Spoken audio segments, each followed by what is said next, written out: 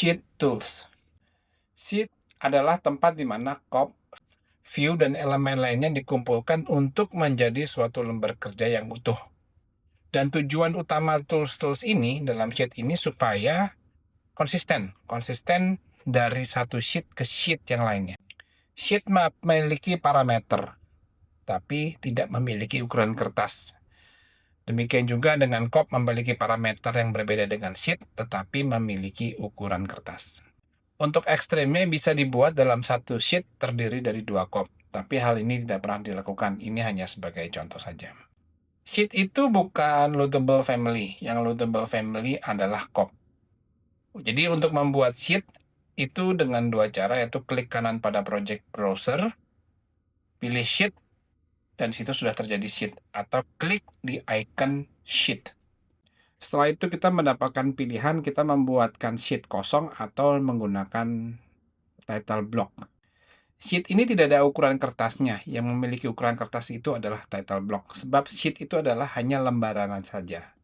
Jika dilihat dengan kondisi ini, title block ini itu hampir sama dengan simbol karena mereka bersifat loadable family dan dapat langsung ditarik dari project browser ke dalam sheet. Tetapi title block memiliki kelebihan, yaitu bisa melanjutkan parameter yang terdapat dalam sheet. Dan untuk menambahkan atau merubah cop itu kita tinggal klik di title block dan kita pilih title block yang kita inginkan. Jika dari awal kita tidak memiliki atau tidak menggunakan title block. Sheet ini memiliki parameternya sendiri. Di sini terdapat ada nomor gambar, nama gambar, approved by, dan seterusnya. Itu semua parameter yang ada dalam sheet yang disesuaikan dengan kategorinya. Yang nantinya ada beberapa parameter di sini akan dilanjutkan dan diperlihatkan dalam title block. Dan untuk mengisi beberapa parameter yang terdapat dalam sheet ini, itu diisinya bukan di sheet, tapi ada beberapa yang diisinya di project information. Jadi kita harus mengetahui mana informasi yang diisi di project information, mana yang di sheet, atau mana yang manual. Atau mana yang tidak berubah sama sekali, yang hanya diisi dalam cop. Di sini untuk icon view adalah kita untuk menginsert view yang sudah kita buat. Di sini ada revisions cloud, ini kita mengisi revision cloud-nya. Jadi pada umumnya revisions cloud ini diisi di view, tetapi bisa juga diisi dalam sheet. Sheet ini merupakan lembaran kosong. Apabila kita buat sheet dan pilih none, maka dia adalah sebuah lembaran kosong. Dan untuk memasukkan cop-nya, kita tinggal pilih di title block-nya, di view, pilih title block, dan pilih title block yang kita inginkan selama title block itu sudah kita load. Di sini kita pilih yang standar, dan kita bisa buat alternatif sheet dengan cop, tinggal new sheet dan pilih cop-nya, dan otomatis dia sudah ada. Dalam sheet ini terdapat beberapa parameter yang bisa kita isi. Selama parameter itu tersambung dengan cop, maka dia akan otomatis terinput di cop-nya.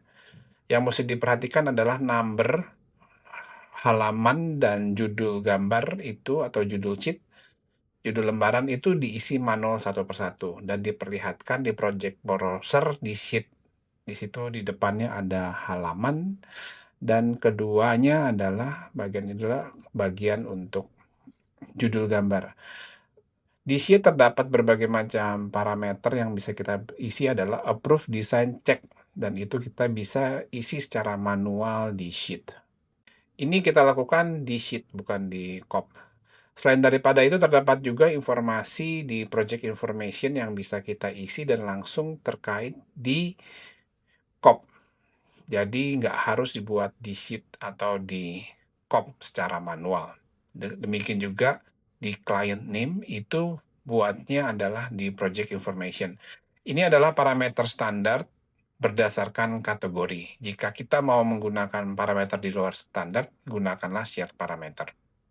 Di sini diperjelas bahwa sheet itu tidak terkait dengan jumlah cop. Jadi dalam satu sheet bisa terdiri dari 2 cop. Grid. Agar posisi view dalam title block ini konsisten, maka bisa dibuatkan suatu grid.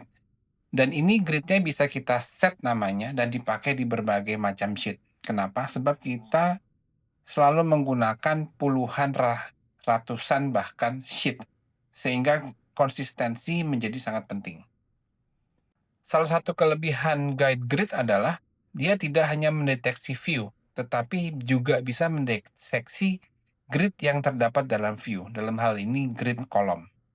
Karena dalam penyajian gambar, acuan yang kita gunakan biasanya bukan view, tetapi grid yang terdapat dalam view. Grid ini bisa digeser maupun dibuat besarannya, nilainya sesuai dengan yang kita inginkan. Setelah grid ini kita identifikasikan, selanjutnya grid ini bisa kita tempatkan di sheet masing-masing dan kita bisa membuatnya di propertiesnya. Guide grid. Di sini kita membuat new sheet dengan A1 metrik standar. Setelah itu di sini kita memperlihatkan bahwa tidak ada gridnya dan tidak ada kopnya. Sebelumnya kita tidak menggunakan kop. Di sini kita bisa tarik kopnya sesuai dengan yang kita inginkan.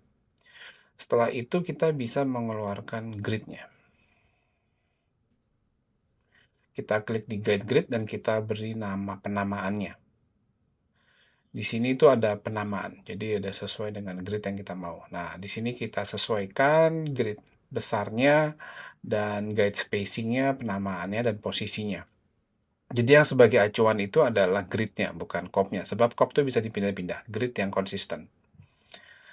Konsisten karena grid ini nanti akan bisa digunakan di view atau di sheet lainnya. Di sini contoh kita buat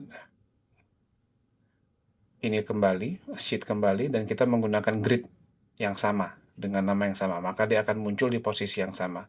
Setelah itu kita masukkan title block-nya, dan kita posisikan di tempat yang sama. Pengaturan grid ini bisa cukup fleksibel sesuai apa yang kita butuhkan, selama itu masih memungkinkan. Jadi itu kita menggunakan guide spacing-nya dan kita menggunakan name-nya. Kita bisa menggunakan beberapa jenis grid dengan membedakan penamaannya. Dan menggunakan grid itu sesuai dengan kondisi atau standar tampilan yang akan kita buat. Setelah grid itu jadi, maka kita bisa menggunakan grid itu. Yang menarik adalah grid ini sebenarnya dia adalah snap berdasarkan bukan tepian gambar, tapi berdasarkan grid kolom. Inilah yang menarik dari grid. Di sini kita lihat bagaimana sebuah gambar ini dia bisa mendeteksi grid kolom. Ini di sini terdapat view, dan kita bisa mengalign atau memindahkan view berdasarkan grid kolom itu terhadap grid. Ini yang seringkali tidak disadari, bahwa dibayangkannya bahwa grid hanyalah mengatur view dalam tepian view.